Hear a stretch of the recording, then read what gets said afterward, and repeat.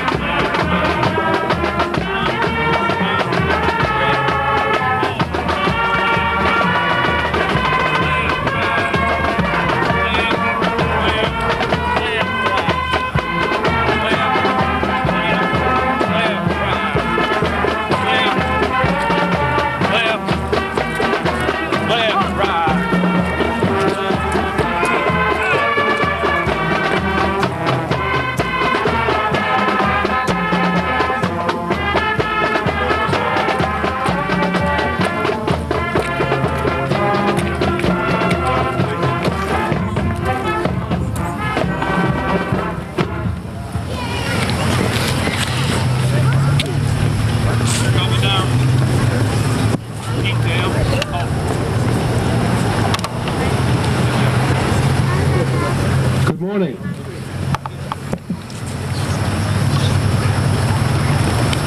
I would like to thank and welcome you all here for our 2007 Veterans Day celebration here on Wilmington Common.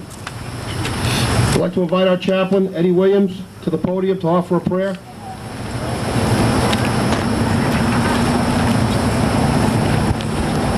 Almighty God, the sovereign ruler of all nations, in whose hand is all the power and the might, we bring before thy throne of grace the armed forces of our country. May they continue to be the power for peace and so defend our liberties that the heritage received from our forefathers may be preserved in our time and transmitted unimpaired to the generations to come. Amen.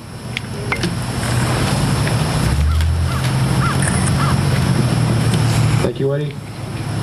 Can our unit commanders please report to the flagpole to assist in the raising of the American flag while the Wilmington High School Band plays our national anthem.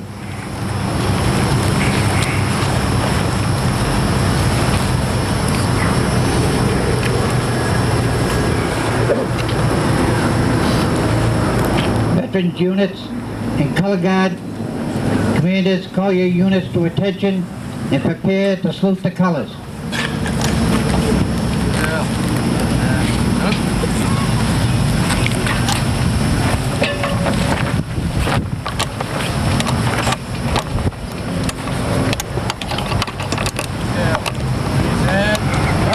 Present home!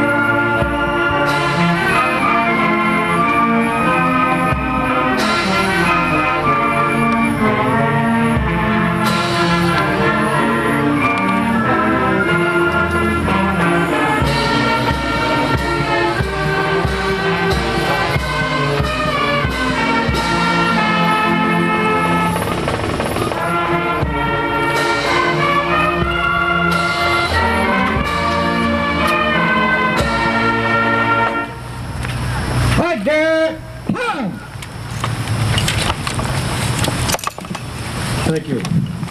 At this time, I would like to invite State Representative Jim Maselli up here to say a few words.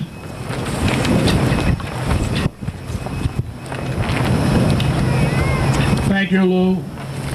I want to congratulate the Veterans Organization, the Police Department, Fire Department, the Scouts, the band, for making this a wonderful morning this morning. This is an important morning because the military is in the forefront of the debates throughout the country today.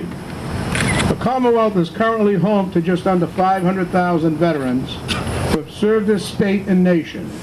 They live by the words duty, honor, country. I had occasion recently to participate in 21 debates, and I kept stressing that. These folks really believe in it, they subscribe to it, and this is what they fight for.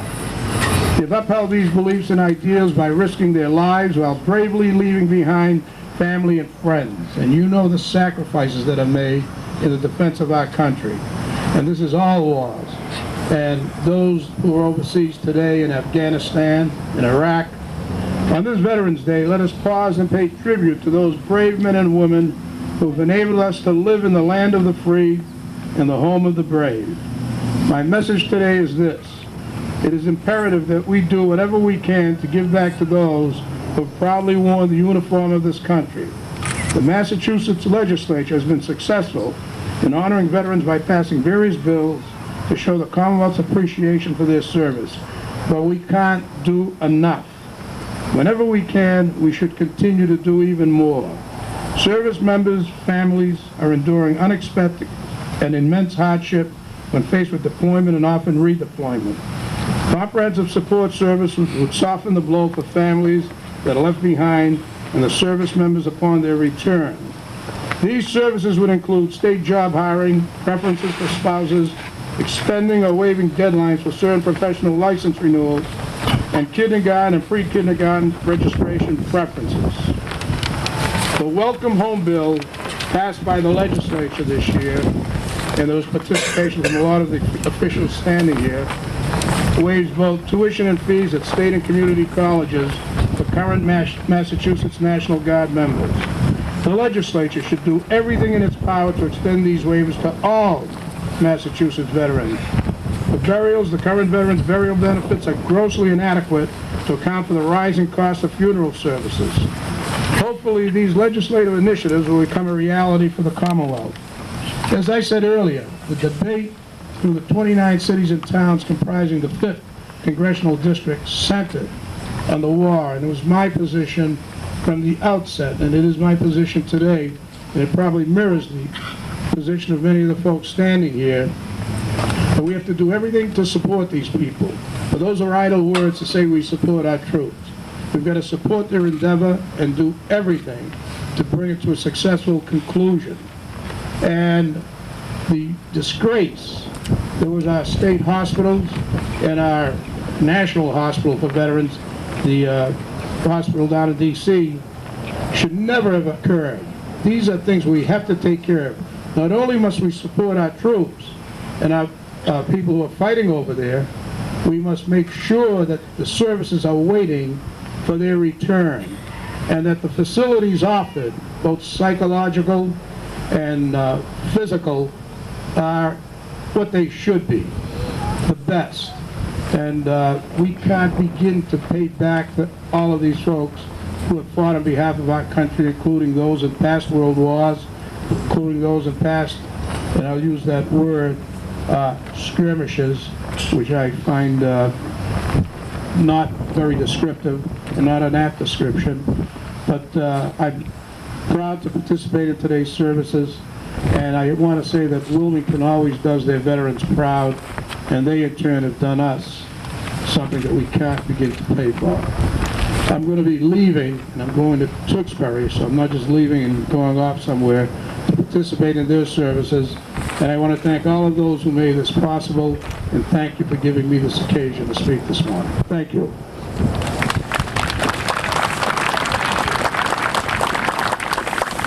Thank you, Representative Maselli. I'd now like to introduce Senator Bruce Tarr to come up and say a few words this morning.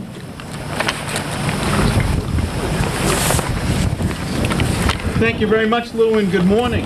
Please allow me to extend my gratitude to you for bringing us all together, as well as all of the organizations, the police and the fire department, the band, the scouts, the families, all of the people who stand here today in the center of town with veterans foremost in our hearts, because we know how critical this is.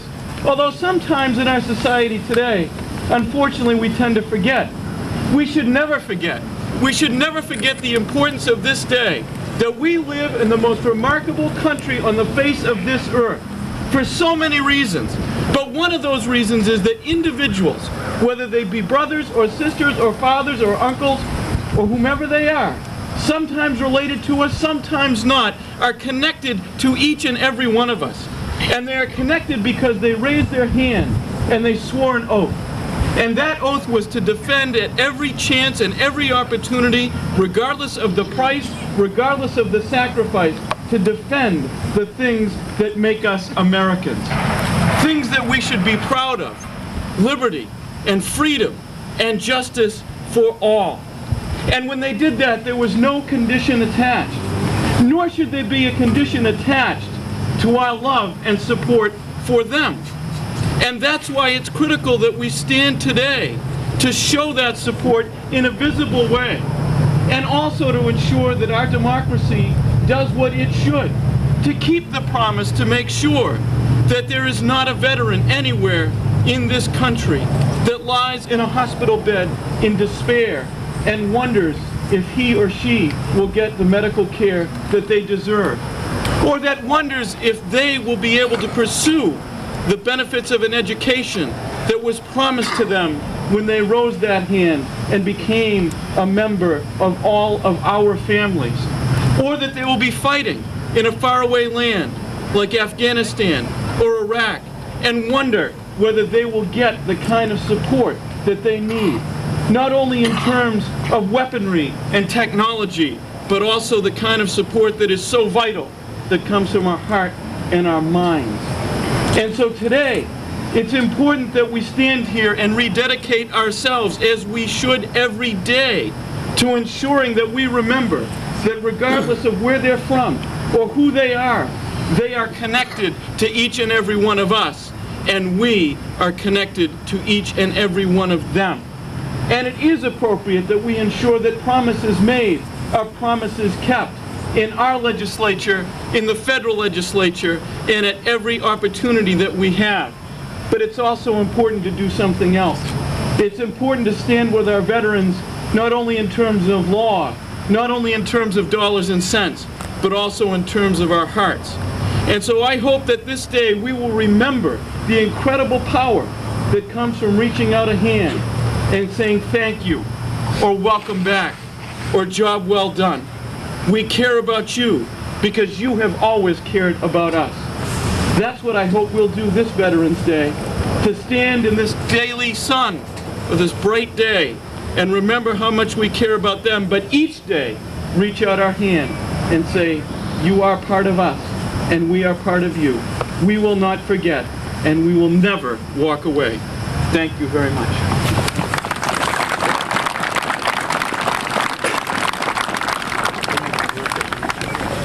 I would like to recognize some dignitaries that are here. Wilmington's Town Manager, Michael Kyra. Members of the Board of Selectmen, Mike McCoy and Charlie Fury. And I'd like to introduce now to come up and say a few words is the Chairman of the Board of Selectmen of Wilmington, Mike Newhouse.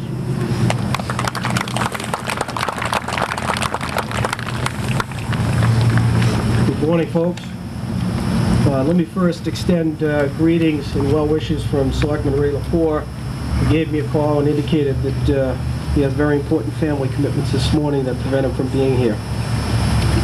Again, thank you for the opportunity not only to be here, but to be a small part of this ceremony. Veterans Day has actually always been one of my favorite holidays, along with Thanksgiving and the 4th of July and Memorial Day. And probably the most important reason why that's so is because for those holidays, people in America seem to continue to recognize the true meaning of the day. It's more than just a day off from work or a chance to go visit family. People really do recognize that it's an opportunity to honor the men and women who fought to defend freedom here at home and throughout the world. We continue to recognize that we need to pay tribute to the sacrifices that our veterans have made, to commemorate the dead, and to celebrate the opportunity to live in the greatest country in the world. I do believe that we continue to recognize the true meaning of this day, but there's one thing that, especially my generation, we could do a little bit better, and that's to emulate our veterans in our everyday lives. I've often heard that what makes veterans so special is that as a group, they are ordinary people who've done extraordinary things. I believe that. I believe also that it's those extraordinary things and those extraordinary experiences that give veterans of war a unique perspective in life. When I look at the veterans that I know, I see people who understand and who've taught me the difference between having a tough day and having a bad day. A tough day is when you sit at the kitchen table with your head in your hands wondering, how am I going to pay the mortgage next month? A bad day, that's when you hold a buddy's head in your hands amidst the chaos of a battlefield while he takes his last breath. A tough day is when you have to lay off a valuable employee because business is a little bit slower than you'd like it to be. A bad day is when you lay to rest 566 brave Americans the first day alone at Iwo Jima. A tough day is when you're awake for hours waiting for the sunrise because your young baby kept you up all night. A bad day is when you lie awake waiting for the sunrise because you want to confirm that the man you killed in the black of night is indeed the enemy.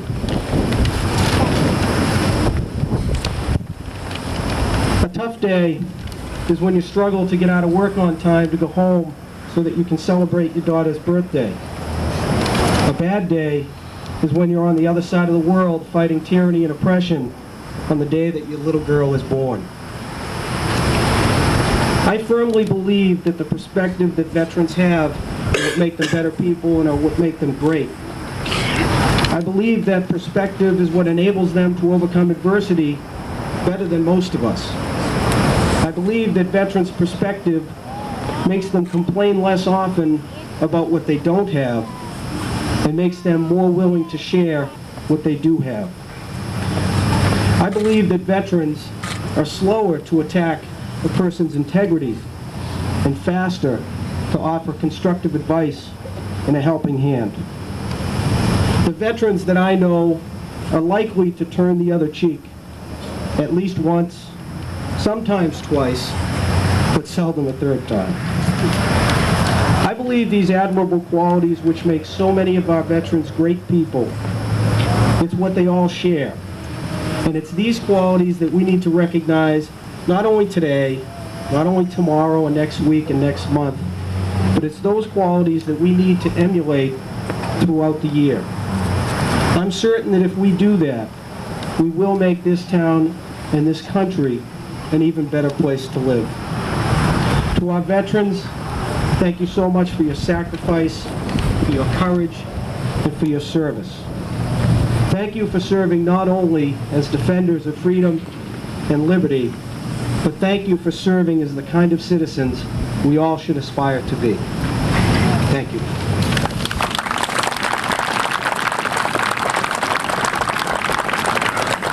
Thank you, Mike. It's now my honor to introduce Brian O'Brien from Wilmington. He's the National Sergeant of Arms for the Veterans of Foreign Wars. Brian?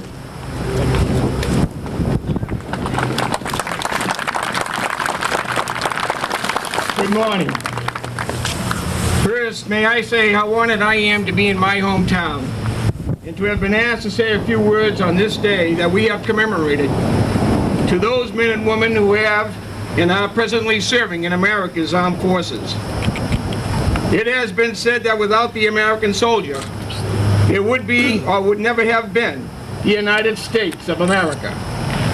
I agree with that statement, that without the American sailor, without the American soldier, the Marine, the Airman, or the Coast Guardman, there would never have been a nation to found, a union to save, or a world to help free from tyranny. On this Veterans Day, all of us need to recognize that throughout our nation's history, there is a unique group of citizens who have stepped forward every time to ensure that the safety and security and well-being of the rest of the nation will be protected. And that special group of citizens has been the 52 brave men and women who have served the United States Armed Forces since the nation's birth. That is why we celebrate Veterans Day, to recognize and to honor those who have placed country above self, who have placed the safety and security of others before their own, and who have done their duty by taking their place in line just as generations of military men and women have done before them. Let there be no mistake that when you leave here today, our country owes its very existence to the American soldier, and our world would be a very different place as well. In 1917, we had World War I, the war to end all wars. In the 1940s, after World War II, that generation was appropriately named the greatest generation. In the 1950s, Americans fought communist aggression on the Korean Peninsula. And then again in 1960 and the 60s, men and women fought communist aggression on the Southeast Asian peninsula known as Vietnam. Today we have the most powerful military in the history of the world, with only 2.2 million servicemen and women. And they are fighting terrorism both in Iraq and Afghanistan. They are our sons and our daughters of America. That is why we gathered here today, to say thank you to our veterans of the past and to honor our members serving in uniform today. It was World War I, the Great War, that we now commemorate as Veterans Day. The armistice was signed on the 11th hour of the 11th day of the 11th month. Finally, to those of us who have worn or continue to wear the uniform of our great country, we honor you. We honor the sons and the daughters, our mothers and our fathers, our brothers and our sisters, who are serving on behalf of everyone in our great country, just like generations of American patriots did before them. We honor them as to honor the spirit that is the United States of America, a spirit that says duty, honor, and country are ideals that are still worth living for today as much as they were 230 years ago. In ending, I again would like to thank you for asking me to be here today, and may God bless America. Thank you.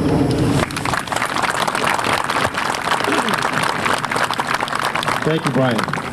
Wilmington's pretty fortunate to have a gentleman that's in a national position in an organization like the VFW as the Sergeant of Arms. But Wilmington's also fortunate to have a gentleman that's in the same position, and now he's a past National Sergeant at Arms for the American Legion. These two veterans organizations do so much work for our veterans year-round, and there's so many benefits to belong to those two organizations. And I'd like to recognize, again, Brian O'Brien and Joe Steen, the past National Sergeant of Arms for the American Legion.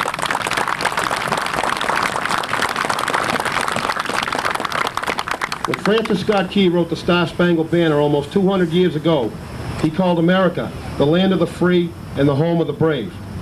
Those words are as true today as they were then.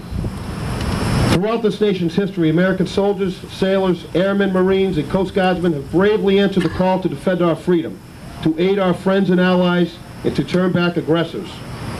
We can never fully repay our debt of gratitude to the more than 650,000 American service members who died in battle, or the 1.4 million who were wounded. We can, however, recognize and thank the 25 million veterans still living today. These words are inscribed on the Korean War Memorial in Washington, D.C. Our nation honors her sons and daughters who answered the call to defend a country they never knew and a people they never met. Those words apply equally to many of our World War I, World War II, Vietnam, Gulf War, and today's global war on terrorism veterans as well.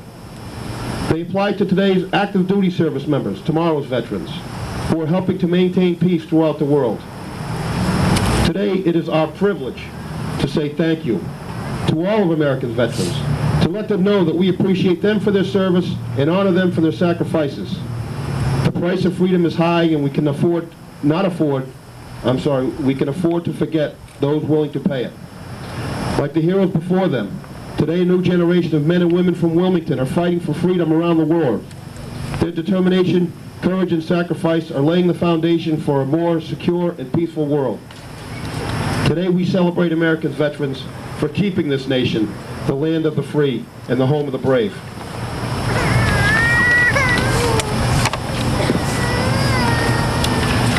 At this time, I would like to invite Eddie Williams, our chaplain, and Brian O'Brien, the National Sergeant of Arms of the VFW, and Joe Steen, the past National Sergeant of Arms of the American Legion, to come up and place the wreath at the memorial.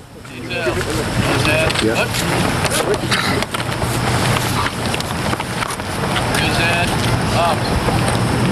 Honor guards, attention. Present arms.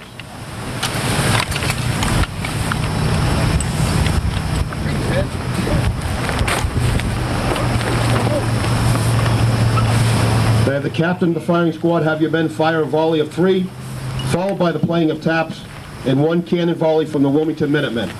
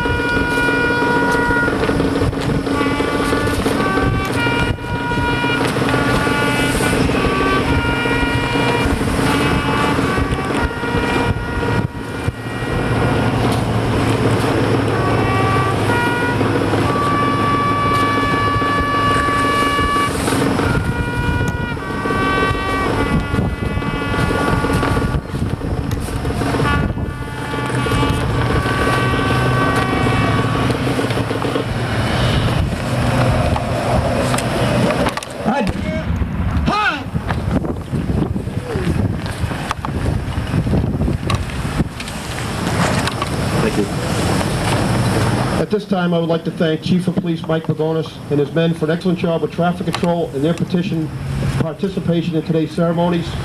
Fire Chief Daniel Stewart and his men for their continued support of our veteran ceremonies.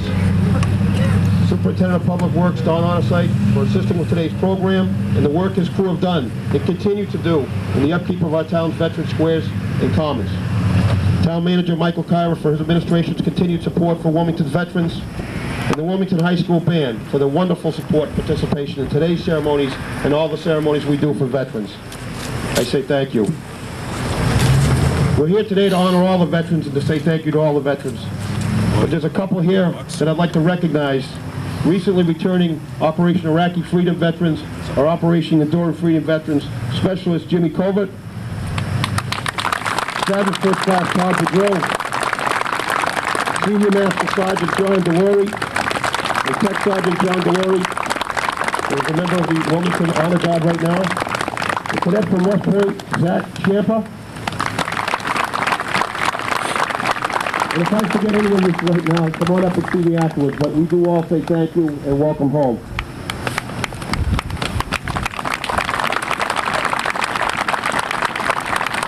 I sincerely thank all of you who have come out here today to honor all our veterans past and present. Your presence here shows that you have not forgotten and you are willing to say thank you. So on behalf of the Department of Veteran Services here in Wilmington, I say thank you to you. May everybody have a wonderful day. And now the band is going to play a march as the honor guards pass and review as they exit the common. Thank you.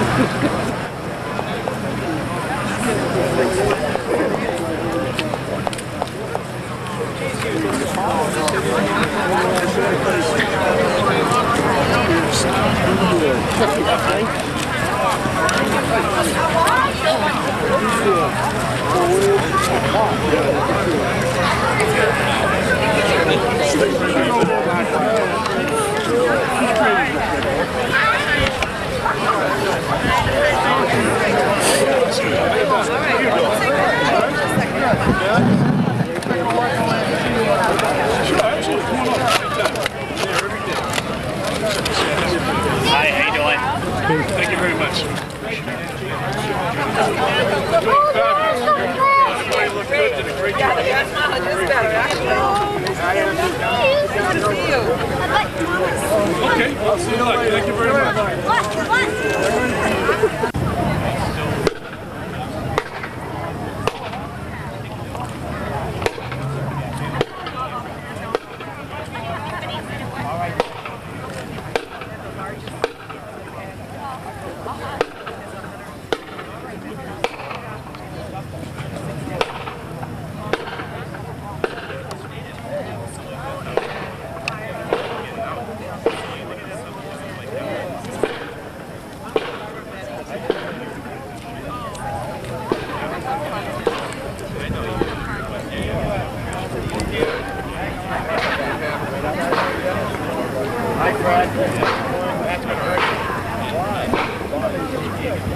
Yeah, I guess. Yeah, okay.